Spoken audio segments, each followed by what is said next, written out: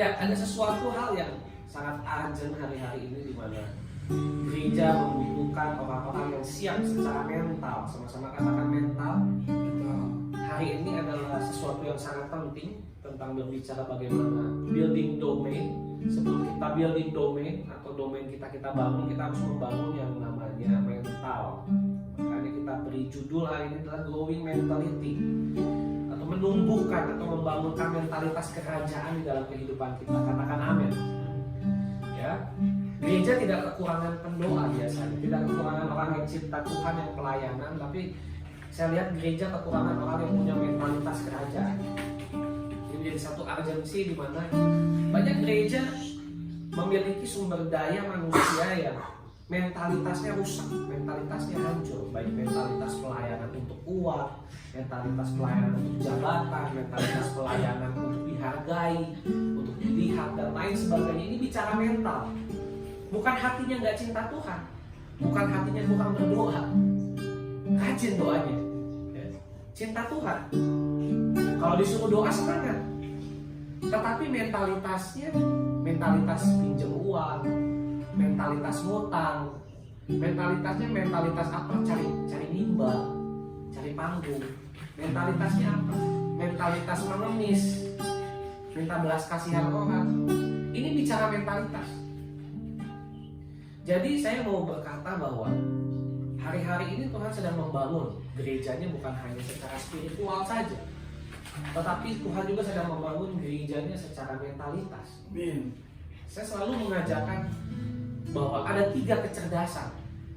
Kecerdasan spiritual, kecerdasan mental, dan ada yang namanya disebut dengan kecerdasan apa? IQ. Kecerdasan pikiran, brain, otak. Ya, ada kecerdasan pikiran, IQ, ada kecerdasan emosional, emotional intelligence, EQ, dan SQ, kecerdasan spiritual. Banyak orang punya kecerdasan spiritual yang baik, hasilnya adalah hubungan dengan Tuhannya bagus. Tapi begitu bicara hubungan dengan sesama, hubungan dengan mental, hubungan dengan sesamanya rusak. Sedangkan Tuhan bilang kalau kamu mau mempersembahkan korban di hadapan Tuhan, pastikan bahwa kita sudah berdamai dengan sesama. Katakan berdamai. Ini bicara apa? Bicara hubungan ke samping. Mazmur, saudara baca kitab Mazmur itu panjang ya. Ada 100 pasal lebih itu. Itu bicara hubungan dengan Tuhan. Sedangkan Amsal itu cuma 30 pasal, tapi itu bicara hubungan ke samping. Nah, saudara yang belum tamat Alkitab, selalu saya sarankan dulu untuk baca Mazmur dan Amsal. Kenapa? Mazmur itu tebel, itu bicara hubungan dengan Tuhan, itu penting. Tapi Amsal harus dibaca 1 hari 1 pasal, selama 30 hari tamat itu ya. Itu bicara daripada hubungan dengan sesama. Katakan hubungan dengan sesama.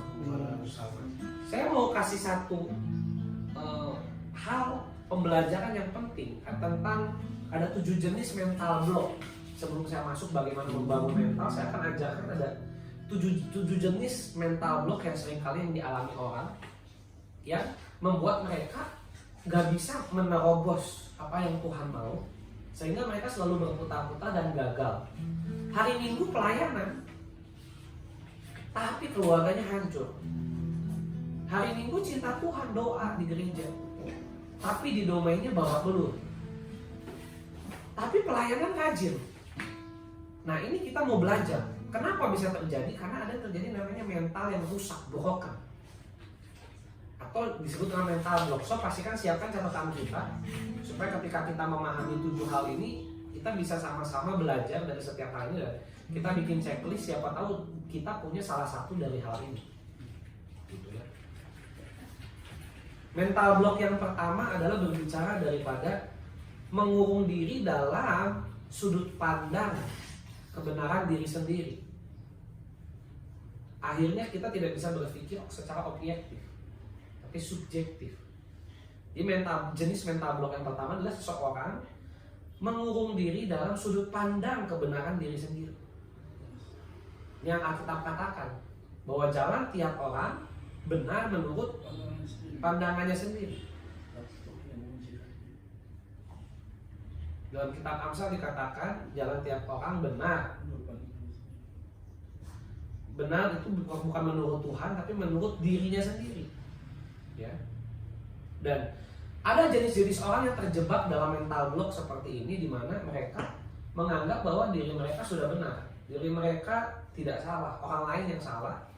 Dan ketika menilai sesuatu, mereka akan menilai berdasarkan dirinya. Nah, ini jenis mental block yang pertama yang sering dialami orang. Saya rindu saudara memahami ini supaya saudara tidak terjebak dalam hal ini. Ya. Kalau orang terjebak dalam hal ini, mereka akan berpikir dirinya yang benar, firman Tuhan yang salah. Saya udah benar, saya udah pelayanan, saya udah hebat, saya udah banyak lakukan buat Tuhan. Tapi dia lihat secara subjektif, bukan objektif. Dia nggak lihat dari sisi Tuhan tuh kayak apa. Dia selalu pikir orang lain yang menyakiti dia, orang lain yang salah, dia nggak pernah salah. Ini jenis mental block, cacat mental saya bilang. Yang pertama, pastikan kita jangan mengalami cacat mental yang pertama ini, di mana ketika kita memiliki cacat mental ini sangat berbahaya. Kita akan selalu melihat dari sudut pandang, perspektif diri kita, nggak pernah lihat dari perspektif orang lain. Nah, kita harus belajar namanya memakai sepatu orang lain. Memakai sepatu orang lain itu maksudnya apa? Seandainya saya jadi dia. Kalau Alkitab katakan, perlakukanlah orang lain seperti kamu mau diperlakukan. Sederhana. Ini akan menolong kita untuk tidak terjebak dalam mental block yang pertama, yaitu kita terjebak dalam kebenaran diri sendiri, perspektif kita sendiri. Catat, yang pertama. Yang kedua,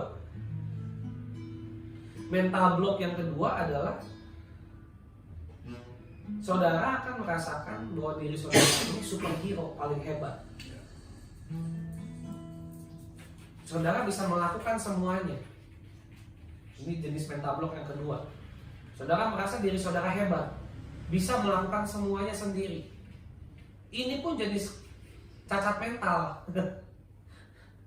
Ada hamba-hamba Tuhan juga yang memiliki cacat mental seperti ini. Pemimpin-pemimpin yang merasa bahwa ya semua saya bisa, semua saya bisa. Saya pun pernah terjebak dalam mental seperti ini. Tapi saya belajar untuk namanya mendelegasi, belajar namanya untuk mempercayakan kepada orang. Nah, jangan salah, ketika kita merasa bahwa diri kita bisa melakukan segala hal, ini pun salah satu jenis daripada mental yang rusak.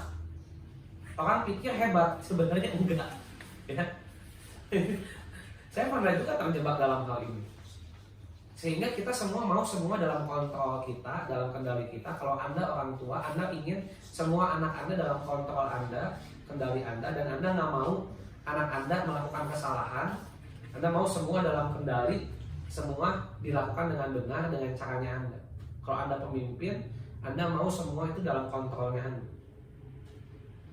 Anda bisa lakukan semuanya dan nggak mau percaya sama orang lain. Ini berlaku juga untuk orang-orang yang di bisnis, yang di pekerjaan. Nggak mau kerja sama orang lain, yang penting saya aja udah, yang penting selesai.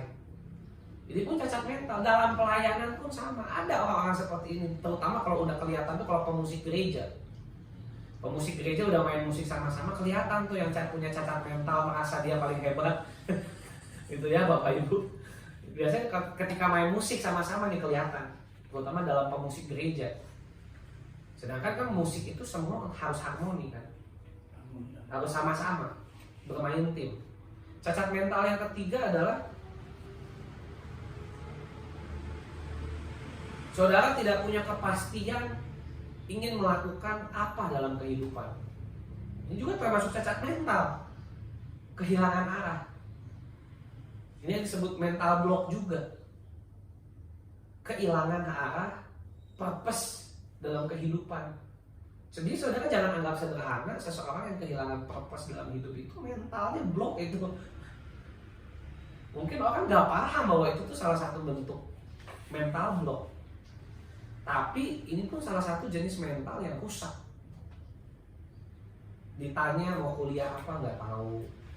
Ditanya mau kerja apa nggak tahu. Ya udahlah, jalanin hidup aja seperti ini. Ditanya sukanya apa, hobinya apa, nggak tahu. Tujuan hidup apa, nggak tahu.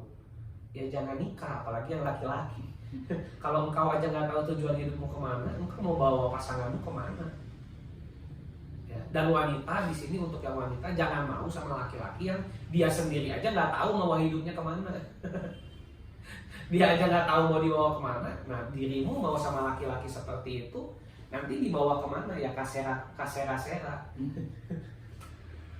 Ya, nggak tahu kita hidup kita mau dibawa kemana. Lalu yang selanjutnya, yang keempat, jenis mental block yang keempat adalah saudara sering melihat rumput tetangga lebih hijau daripada rumput sendiri, membandingkan diri dengan orang lain. Ya, saya mah nggak punya karunia, saya mah nggak bisa penglihatan, nggak bisa menafsirkan bahasa. Oh udahlah, orang mereka aja yang hebat, yang bisa, saya mah nggak bisa apa-apa. Nah, kata siapa? Banyak juga orang yang seperti ini, merasa minder, nggak punya karunia Roh Kudus. Sedangkan karunia itu ada 9 dan 21 yang lainnya sisanya. Banyak sekali karunia-karunia roh. Katakan amin. Coba di sini siapa yang suka membandingkan diri dengan orang lain? Ada yang suka membandingkan diri, yang di Zoom sama yang di sini? Ya, suka membandingkan diri dengan orang lain. Saya nggak punya ini, dia punya itu. Kenapa sih kita sering fokus kepada apa yang ada di piring orang lain, tapi kita nggak fokus dengan apa yang ada di piring kita? Ingat, setiap orang punya porsinya. Katakan saya punya porsinya. Nggak perlu bandingkan diri dengan orang lain. Tiap orang punya porsi masing-masing. Tiap orang itu punya track perlombaan masing-masing, saudara-saudara. Saudara nggak perlu juga ngurusin perlombaan saya.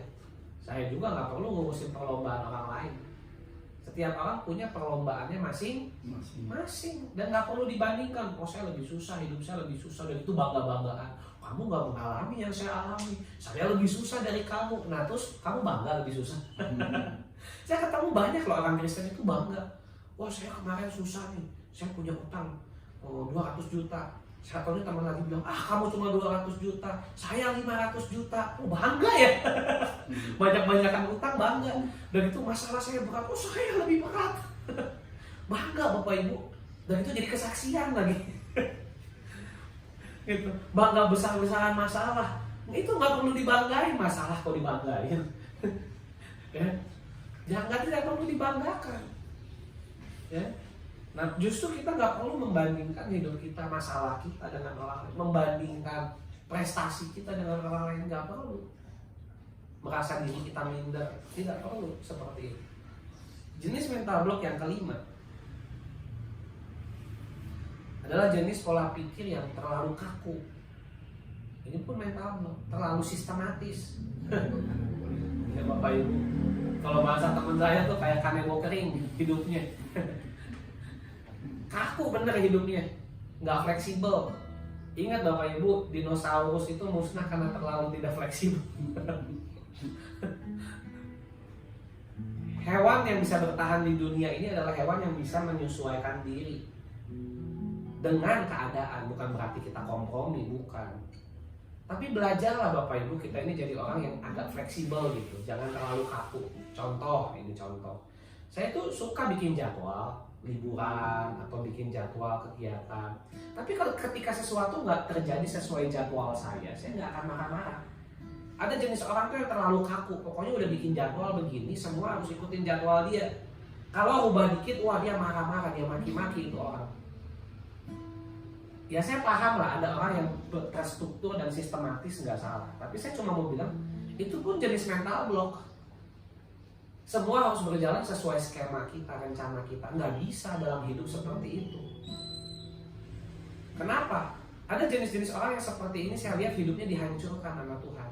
Sampai di titik dia udah nggak bisa bikin planning. Saya nggak bilang bikin planning itu salah ya. Kita harus bikin planning. Tuhan 2 tahun ke depan, 5 tahun ke depan, 10 tahun ke depan, saya mau punya goal, achievement, saya mau punya target. Nggak salah Bapak Ibu. Yang salah itu ketika kita udah bikin target, kita udah bikin schedule, jadwal, kita udah bikin planning, dan nggak terjadi, kita kecewa, kita marah-marah, bahkan kita salahin orang lain. Itu yang disebut pola pikir yang terlalu kaku. Ini mental block juga. Nah, orang-orang yang kayak gini biasanya nggak disukai orang lain. Gitu. Kaku bener hidupnya gitu ya. Yang ada menimbulkan konflik dan konflik. Ini pun jenis mental block, jangan salah. Ini salah satu jenis penyakit mental. Dan orang kayak gini biasanya bermasalah nanti sama orang lain dalam organisasi. Karena terlalu kaku, terlalu based on rule. Saya bukan bilang berarti rule itu nggak penting. Rule itu penting, Bapak Ibu. Seperti contoh, kami bikin rule bahwa kami mendoakan hanya hari Sabtu, ya, dan harus ikut kelas dulu. Itu peraturan, betul. Tapi saya bukan melanggar aturan saya sendiri ketika saya mendoakan di luar jadwal itu. Ada hal-hal di mana fleksibilitas tertentu yang tetap dibutuhkan di luar jadwal yang sudah ada. Ini harus dipahami, terutama oleh kalian yang tim doa. Ya, saya harus jelaskan hal ini di mana saya ada fleksibilitas tertentu yang saya tetap harus pertahankan. Kita tidak bisa kaku. Ya udah, hanya hari Sabtu titik. Orang mau sekarat, mau hampir mati juga nanti tunggu Sabtu baru didoain. Kasihan bener hidupnya, gitu kan? Ya memang ada aturan. Aturan itu dibuat untuk merapihkan, untuk menata, untuk membuat SOP standar, betul. Tapi lebih daripada aturan yang sudah dibuat, ingat Yesus punya yang namanya belas kasihan. Kalau memang ada orang tertentu yang sangat butuh, sangat urgent, kita harus handle. Dan kita nggak boleh ngedumel. Saya juga dulu ngedumel, Bapak Ibu. Aduh, bikin repot nih orang, udah capek, masih minta didoain. Jam 3 pagi, jam 2 pagi gitu kan. Tapi kita tata supaya tidak seperti itu. Tapi dalam hal ini saya juga belajar untuk tegas. Kalau memang ada kasus tertentu ya kamu ikutin rule yang ada. Kalau memang orangnya sehat, bisa, kenapa enggak, betul tidak? Tapi ada juga kasus-kasus tertentu orangnya sehat dan lain sebagainya, tapi susah. Ini orang jadwalnya susah. Atau juga dia ini untuk dimenangkan susah. Akhirnya mau nggak mau kita dulu yang harus jemput bola sesuai jadwalnya dia. Karena untuk dapetin orang ini tuh susah. Menangkan orang ini tuh susah. Orang udah berdoa buat dia mati-matian, dia susah didoain. Akhirnya mau didoain, tapi jadwalnya padat. Ya mau nggak mau kita yang jemput bola. Ada kasus-kasus seperti itu. Nah ini juga kita harus sebagai pelayan Tuhan harus paham, jangan kaku otak kita.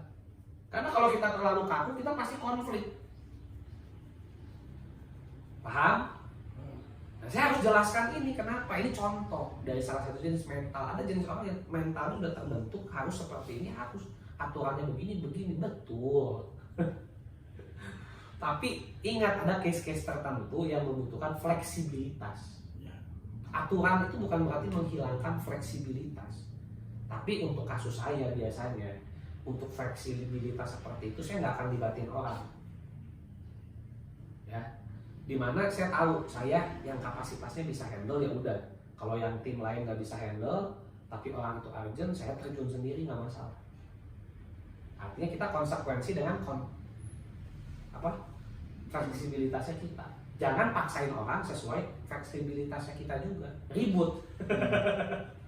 Kan aturannya udah begini, dibuat begini. Kenapa sekarang di luar jadwal ini ada begini? Nah kan nanti orang komplain juga, betul?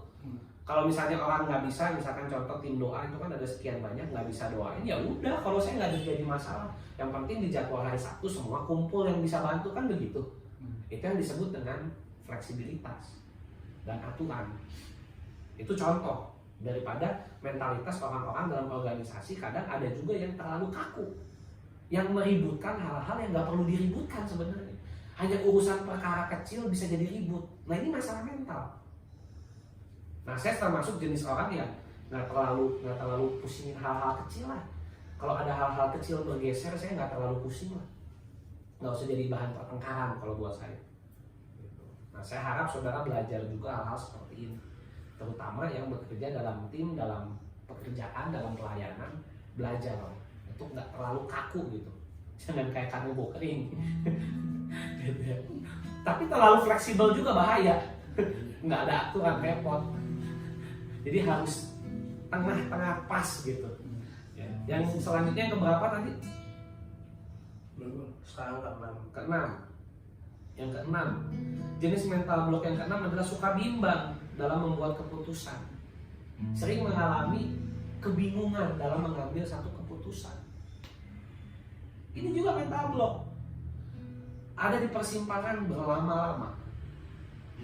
Mau milih aja lama sekali. Urusan pilih makan aja bisa ngabisin waktu 2 jam. Perkara di mall mau makan apa. Bayangin kalau milih makan aja 2 jam, apalagi milih jodoh Bapak Ibu. Orang tuh dari hal yang sepele kadang. Dalam milih baju, orang tuh kelihatan ribet atau enggaknya dalam hal sepele. Milih hal-hal kecil, milih baju aja lama, apalagi milih keputusan mau kuliah di mana pasti lama.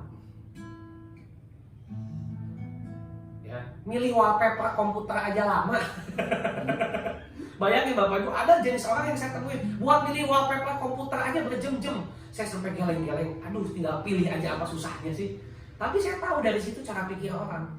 Oh ini orang ribet nih cara pikirnya. Kalau ada yang ribet ngapain simple gitu. Bimbang terus. Mau pilih makan aja bimbang, mau pilih wallpaper handphone aja bimbang, mau pilih sepatu apa aja pergi ke gereja pusing. Bayangin.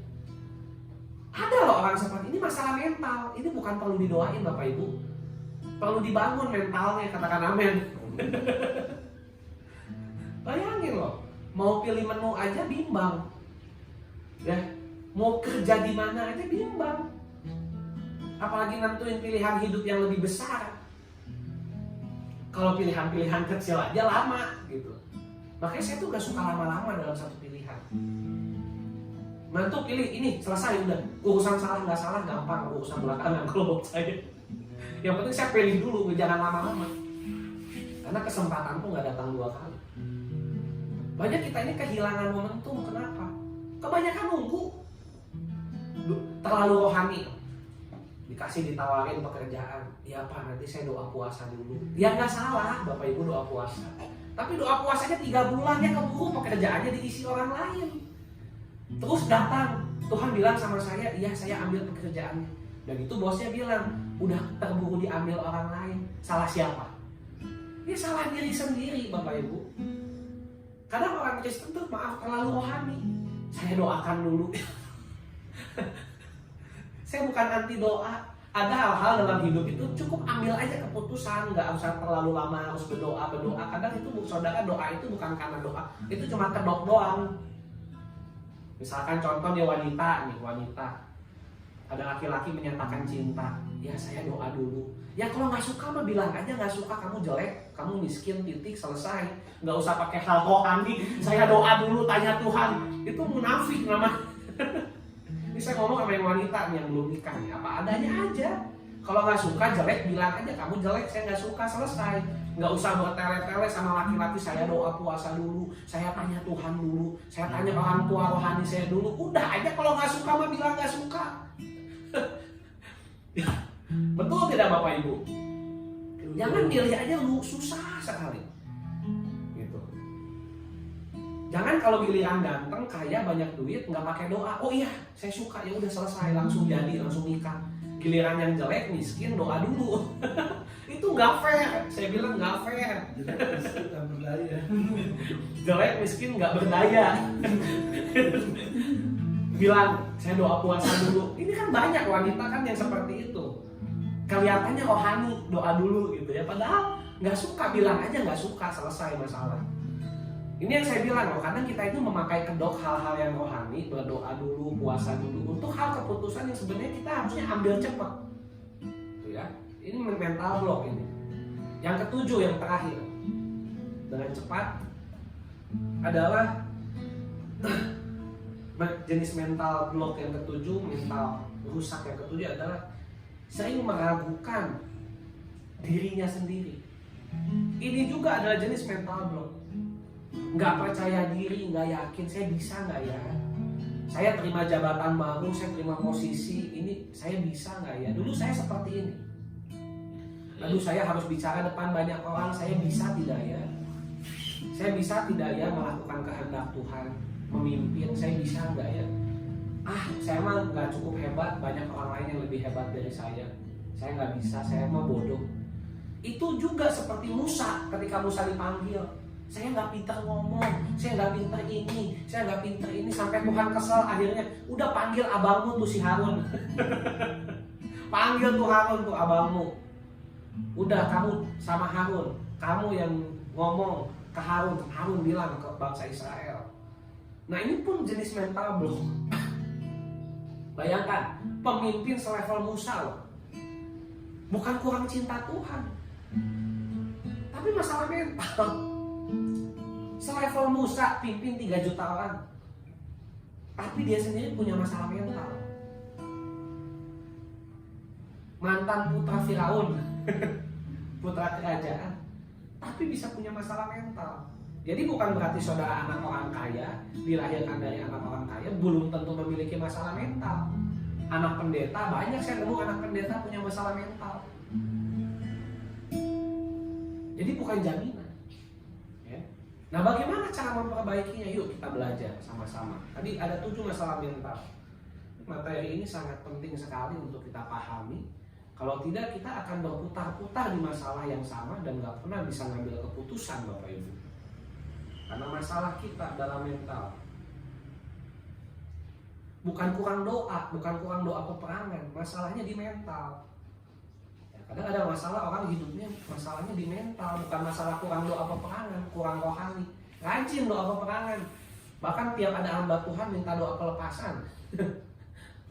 Lalu sering minta didoakan, diurapi, sering minta didoakan untuk ini dan itu, tapi masalahnya berputar-putar karena masalahnya mental.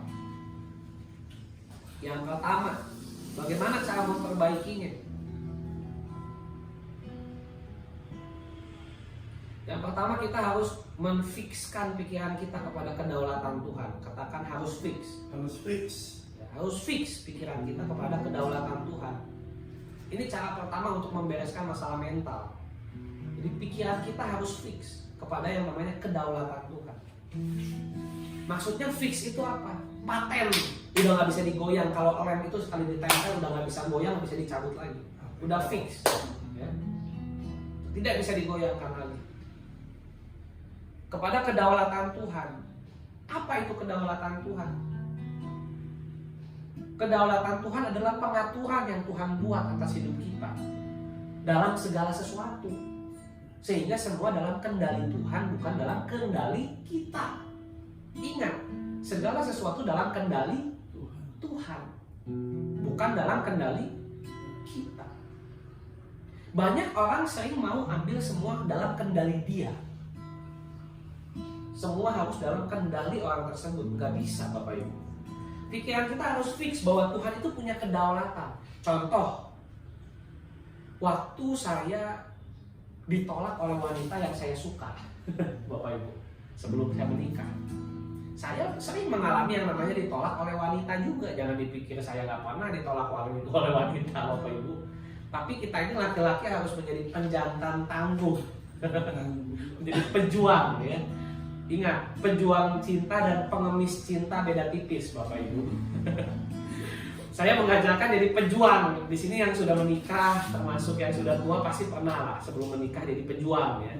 Tapi jadi pejuang cinta boleh, jadi pengemis cinta tidak boleh. Ya sebagai pejuang cinta kan kita harus berjuang, Bapak Ibu. Apalagi yang belum menikah, laki-laki kalau nggak mau berjuang cuma ngandelin doa doang, jangan. Laki-laki tuh harus berjuang. Baik berjuang bekerja, juga berjuang mendekati wanita. Jangan cuma diem doang, ya nggak nikah-nikah gitu kan. Ya harus berjuang juga. Tapi ingat, setelah kita berjuang ditolak, ya ingat ada kedaulatan Tuhan. Harus fix pikiran kita. Kalau nggak kita kecewa, bunuh diri, ditolak wanita. Kita harus ingat, oh ya ada kedaulatan Tuhan. Kalau saya ditolak sama dia, ya saya berarti sudah disediakan yang lebih baik sama Tuhan. Kan seperti itu Bapak Ibu. Ketika kita ditolak dalam satu pekerjaan, ya, saya pernah juga ngalamin yang namanya ditolak, gitu ya, tidak diterima. Ya sudah, berarti ada ketika satu pintu tertutup, pintu lain terbuka. buka, kita harus fix mental kita. Jadi kita nggak merasa ditolak wanita, nggak dapat pekerjaan, kita akhirnya mental down, merasa nggak berharga, merasa diri kita nggak berguna, membandingkan sama orang lain. Nggak seperti itu. Itu mental, masalah mental. Nah, saya rindu kita diperbaiki mental kita. Dengan satu kali apa? Fix kepada kedaulatan Tuhan, sampai kedaulatan Tuhan itu jadi realita dalam hidup kita, dalam pernikahan kita, keluarga kita, keuangan kita, pekerjaan, pelayanan. Termasuk saya dalam pelayanan, ketika saya mengalami goncangan-goncangan dalam pelayanan, saya menfikskan pikiran saya pada kedaulatan Tuhan. Saya cuma bilang, kalau memang ini sudah dalam kedaulatan Tuhan dan pengaturan Tuhan, ya saya percaya, saya jalan aja, saya melangkah aja. Kenapa saya harus takut? Tuhan yang berdaulat, katakan Tuhan yang berdaulat. Ya. Jadi yang pertama, pikiran harus fix kepada kedaulatan Tuhan. Ingat, Tuhan berdaulat. Ingat, Tuhan berdaulat.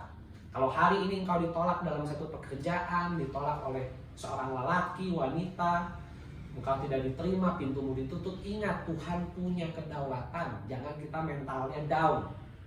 Yang kedua, fikskan pikiran kita kepada identitas kita di dalam Kristus dan realita kerajaan Allah. Fikskan pikiran kita kepada Kristus. Identitas kita di dalam Kristus. Siapa saya dalam Kristus? Sama-sama katakan, siapa saya? Siapa saya? Di dalam Yesus. Di dalam Yesus. Harus fix. Siapa sih kita di dalam Yesus? Apa yang membuat kita berharga? Dan kepada realita kerajaan Allah. Jadi begitu kita ngadepin tantangan, kita nggak memble. Karena kita langsung tahu, oh saya berharga bukan karena saya pakai Ferrari. Saya berharga bukan karena saya punya pekerjaan sebagai direktur, sebagai CEO, bukan itu. Tapi siapa saya di dalam Kristus. Kalaupun kita jadi CEO, ya puji Tuhan. Kalaupun kita jadi owner, jadi founder, puji Tuhan. Tapi kalaupun belum sampai ke situ, kenapa mesti minder? Kenapa mesti merasa rendah diri, merasa diri kita nggak berguna, bahkan mau bunuh diri, bahkan merasa nggak berguna, nggak berarti? Itu salah besar, Bapak Ibu. Katakan salah besar. Ya. Jadi kita harus paham bahwa kita ini harus fix dengan yang namanya identitas kita di dalam Kristus dan realita kerajaan Allah. Katakan amin. Saya rindu kita semua yang mengalami masalah-masalah mental ini terus dibangun sehingga kita jangan lagi lah berputar-putar dengan mentalitas yang keliru, yang salah. Ya. Baik, yang selanjutnya yang ketiga, fikskan pikiran harus stabil. Yang ketiga, fikskan pikiran kita harus stabil. Susah Bapak Ibu, terutama ketika orang yang suka banyak berpikir, yang pemikir. Saya bersyukur kalau saya bukan jenis orang yang terlalu suka berpikir. Bukan berarti semua tidak perlu dipikirin, perlu dipikirin. Tapi pertanyaan saya, emangnya utang dengan dipikirin beres? Enggak. Beres dengan di apa? Dibayar. Emangnya jodoh beres dengan dipikirin? Enggak beres. Beres dengan apa? Ya dicari, dideketin, diusahakan, betul. Jadi memangnya kalau kita berpikir, emangnya selesai masalah? Menyusahkan diri sendiri yang ada. Dan seringkali yang kita pikirkan salah juga kok. Belum tentu terjadi. Kita sudah berpikir A, B, C, D, E akan begini begitu dari ujung utara sampai ke selatan, dari barat sampai ke timur. Nggak ada yang jadi. Nah terus pertanyaan saya, saudara ngapain sampai susah tidur, sampai begadang-begadang mikir, sampai nyatet sama sini, nggak ada yang terjadi juga. Antimo. Sampai minum antimo. Pikiran kita ini perlu distabilkan dengan stabilizer, Bapak Ibu. Coba pegang pikirannya. Stabilkan pikiran, stabilkan.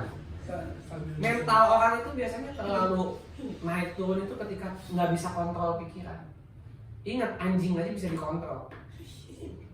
Anjing aja bisa dikontrol. Bahkan anjing galak aja ada penjinaknya. Ada tuh serial TV yang khusus untuk menjinakin anjing-anjing itu. Saya pernah nonton. Anjing mau seganas apapun sama orang itu bisa dijinakin loh. Sampai masuk TV itu. Ada serial TV-nya. Nah bayangkan pikiran kita ini kayak anjing. Nah pikiran kita ini seperti anjing galak yang perlu distabilkan. Karena kalau tidak distabilkan, pikiran kita ini seperti anjing yang terus menggonggong, yang membuat kita punya masalah mental. Tadi saya bilang masalah soal mentalitas, soal mentalitas. Nah masalah mentalitas ini perlu dibereskan dengan poin yang ketiga adalah kita fixkan pikiran kita harus stabil. Orang yang pikirannya tidak stabil itu akan sulit dalam pekerjaan, dalam pelayanan, sulit. Kenapa? Karena terlalu berpikir yang enggak-enggak. Orang cuma bisik-bisik, mikir, kamu nyinggung saya ya, kamu ngomongin saya ya. Langsung mikirnya traveling. Pendeta khotbah, pikirannya traveling, kamu nyinggung saya ya, kamu nyindir saya ya. Padahal nggak ada yang nyinggung, nggak ada yang nyindir. Gitu. Karena pikiran ini liar, seperti anjing tadi saya bilang. Nah kita seringkali nggak bisa kontrol ini sampai akhirnya nggak bisa distabilkan dan membuat kita memiliki masalah mental. Tadi ada 7 hal, saya sudah kasih ada 7 hal soal masalah mental yang membuat kita nggak bisa mengalami terobosan dalam hidup kita. Dan yang selanjutnya, yang keempat, fixkan pikiran kepada destiny.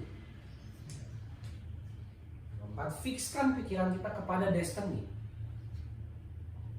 Jadi destiny kita harus fix tujuan. Destiny itu apa? Tujuan. Fokusnya tujuan aja udah. Maka mental kita nggak akan naik turun, nggak akan mental breakdance. Kalau orang yang fokusnya pada prosesnya, pada rasa sakitnya, akan naik turun. Tapi saya selalu setting fokusnya kepada goalnya, kepada tujuannya sudah. Apapun yang terjadi, jalan aja. Itu yang dilakukan oleh orang-orang hebat, oleh orang tua rohani saya, oleh orang-orang yang ada di atas saya. Mereka nggak peduli orang mau masuk mau keluar, terserah. Yang penting saya sampai ke tujuan. Orang mau datang, karena orang itu datang dan pergi.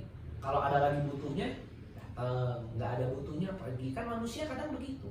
Nah kalau kita sebagai pemimpin dipengaruhi oleh orang yang datang dan pergi, kita kecewa, kita stres, ada yang datang, ada yang pergi, ada yang udah covenant, ikat janji tapi nggak setia dan lain sebagainya. Kita pusing sendiri. Yang dilakukan oleh orang-orang di atas saya, mereka ngapain? Fokus aja ke Sion. Kita sedang naik bus, rutenya Sion.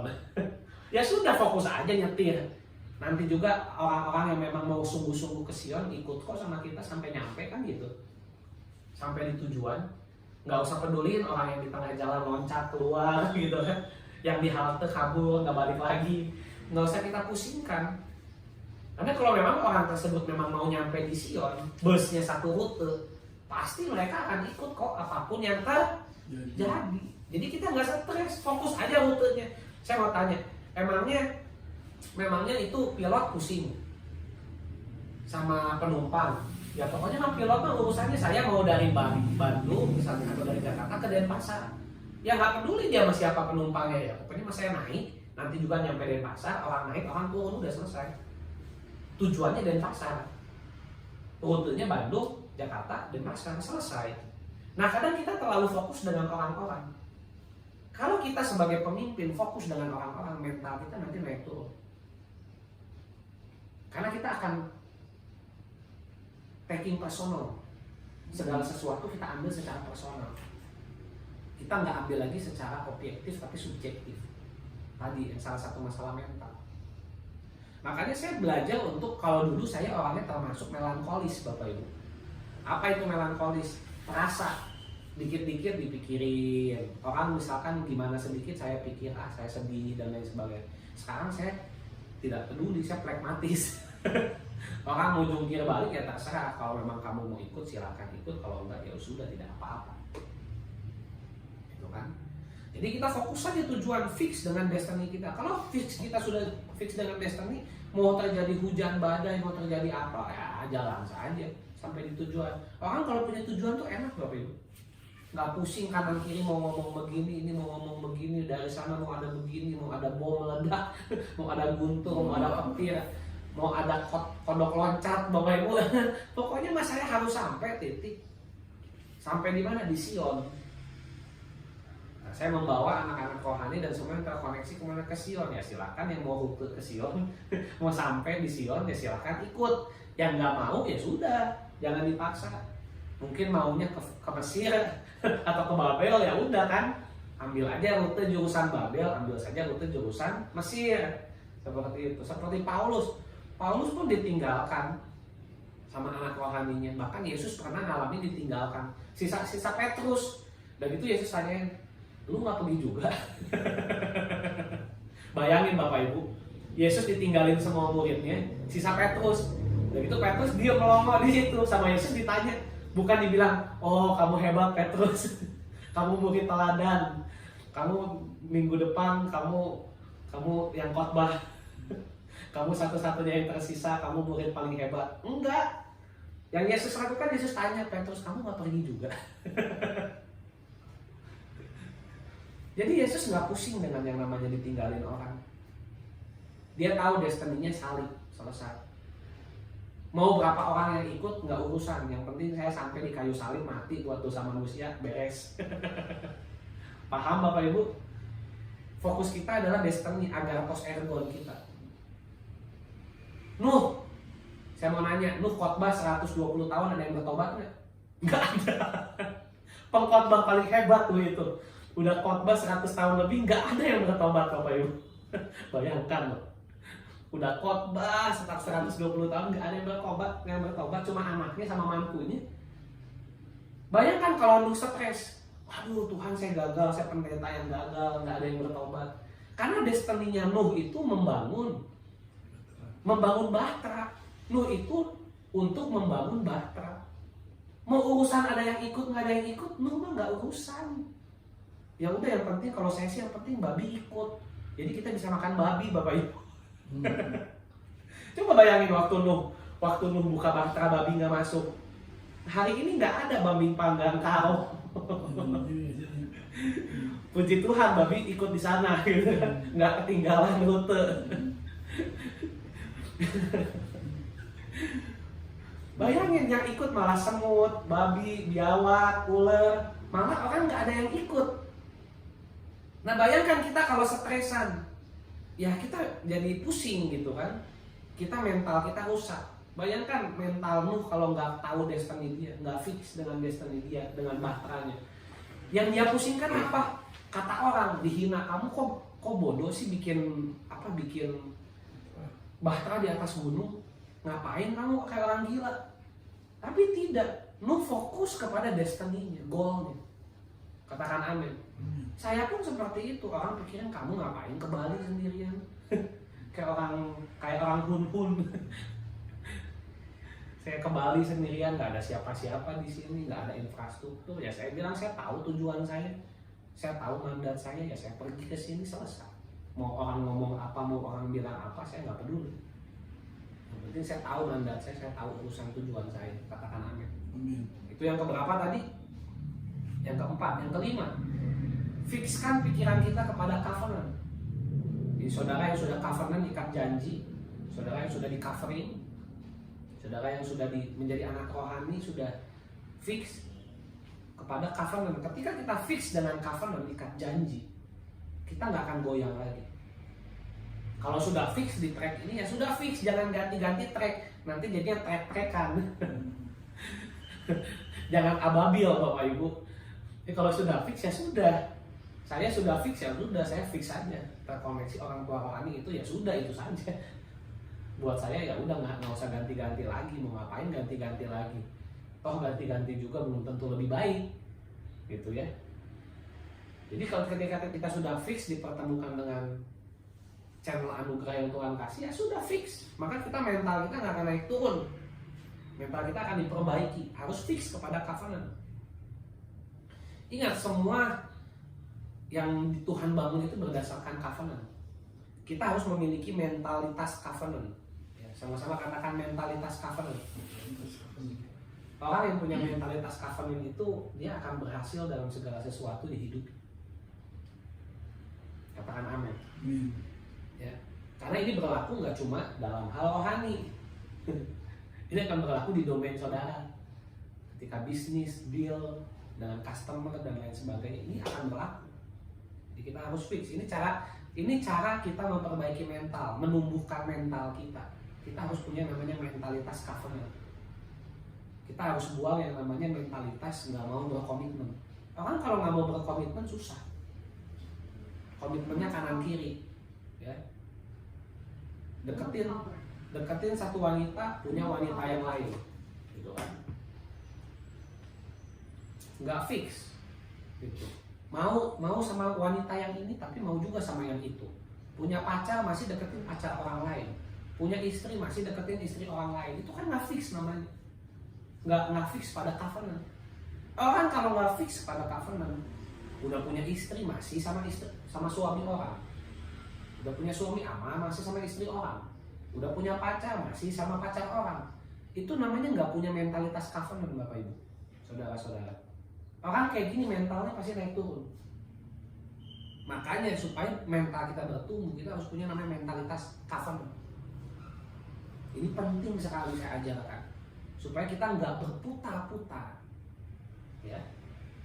Nanti yang buta berjalan, yang tuli melihat, yang lumpuh mendengar. Nah loh. Ya. Yang selanjutnya, ya sudah mau selesai. Fikskan pikiran kita kepada perkataan yang diucapkan oleh Roh. Fikskan pikiran kita kepada perkataan yang diucapkan oleh Roh. Maka oleh karena itu mental kita tidak akan naik turun. Ketika kita mendengar Roh bersabda, Roh Tuhan berbicara, fikskan pikiran kita kepada perkataan itu. Contoh, tiba-tiba Roh Kudus bicara dalam pikiran kita, aku akan memelihara kamu, mencukupkan segala kebutuhanmu. Udah fix, selesai. Jangan udah Roh Kudus bicara, kita masih goyang-goyang kanan kiri. Orang yang seperti ini ya susah, nggak akan pernah mengalami kemenangan. Yang ada naik turun mental block. Kenapa? Karena Roh Kudus sudah bilang, apalagi udah dengan pesan Tuhan didoain, aku akan memelihara engkau, aku akan menjaga engkau. Tapi tetap aja hidupnya khawatir. Itu kan masalah mental, katakan mental.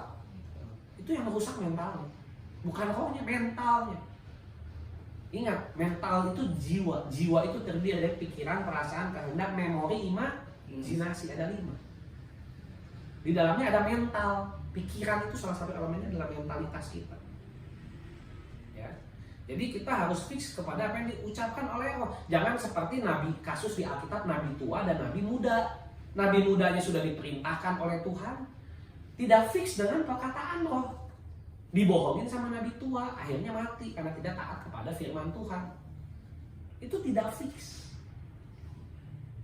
Bukan berarti nabi senior itu lebih hebat, tidak Bapak Ibu. Tidak ada senioritas dalam kenabian. Yang tua itu pun bisa error.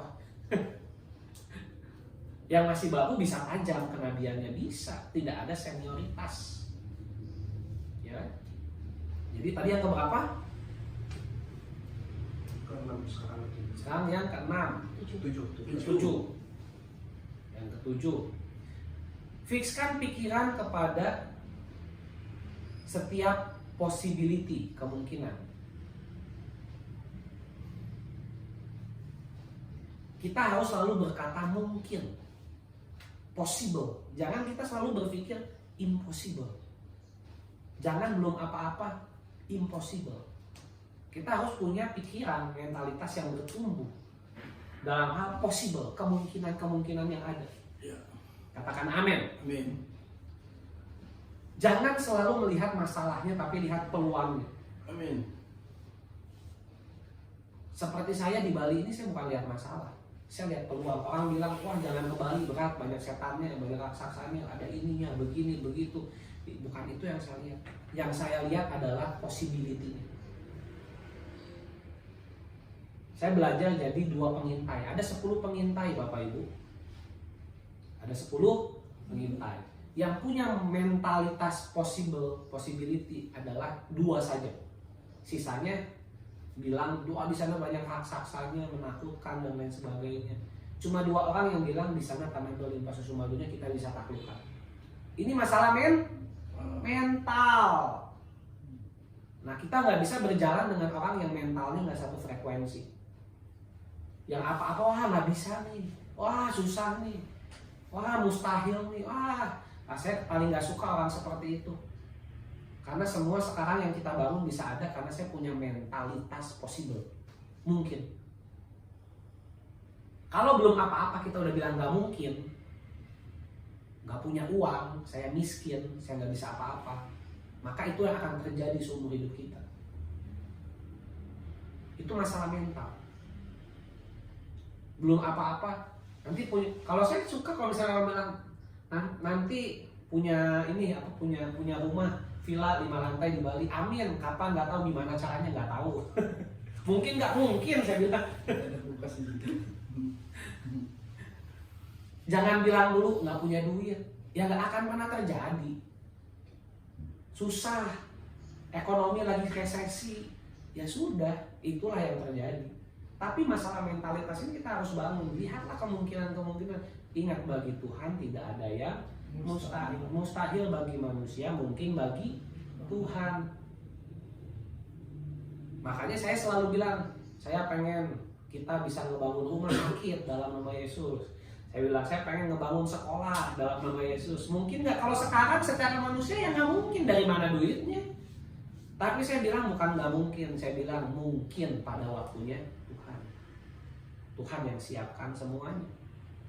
Nah pikiran kita harus fix. Kalau mentalitas kita belum apa-apa, saya mah nggak punya uang, saya mah orang miskin, saya mah orang yang tidak berguna, pendidikan saya rendah. Ya terjadilah.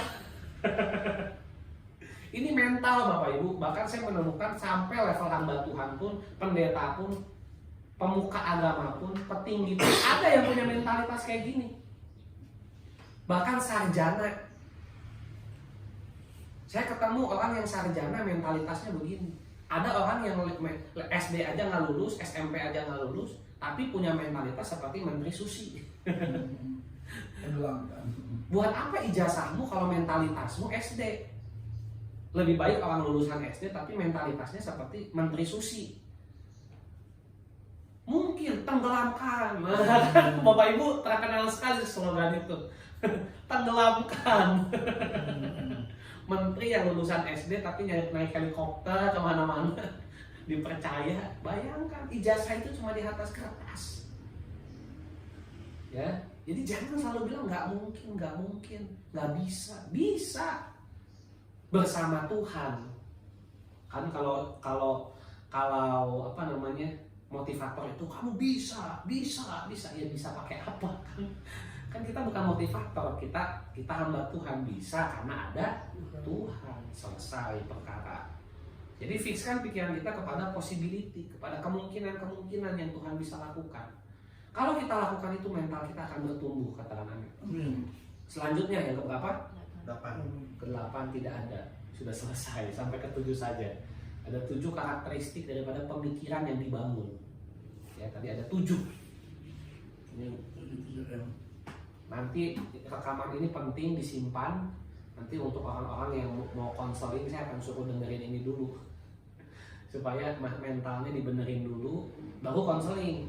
Nah, saya akan kasih juga nih, bagikan video ini kepada mereka yang mau konseling, supaya sebelum konseling nonton dulu nih, dengerin dulu, mentalnya diperbaiki, baru konseling sehingga efektif seperti itu. Baik, Bapak Ibu, selamat hari Minggu. Kita mau tutup.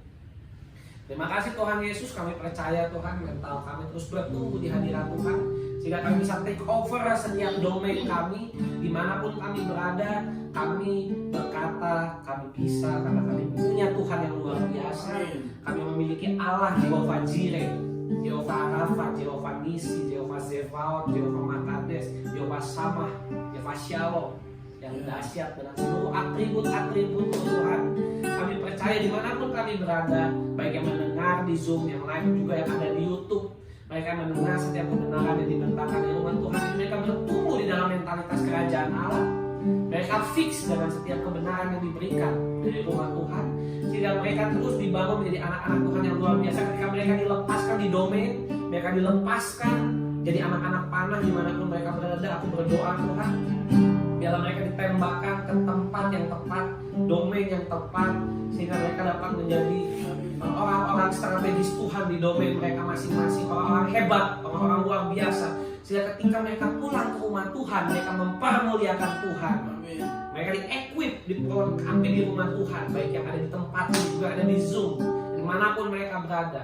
Dalam mereka semakin strong, semakin kuat, frekuensi surga turun atas hidup mereka. Dalam nama Tuhan Yesus, kami berdoa, kami mengucap syukur. Bila anugerah Tuhan tercurah di dalam anugerah dan kasih karunia Bapa Yesus Roh Kudus yang menyertai engkau sampai akhir zaman, sampai kedatangan Tuhan Yesus yang kedua kalinya. Tuhan Yesus memberikan kau sinar wajahnya yang memberikan kau damai sejahtera, sukacita dan kasih karunia-Nya.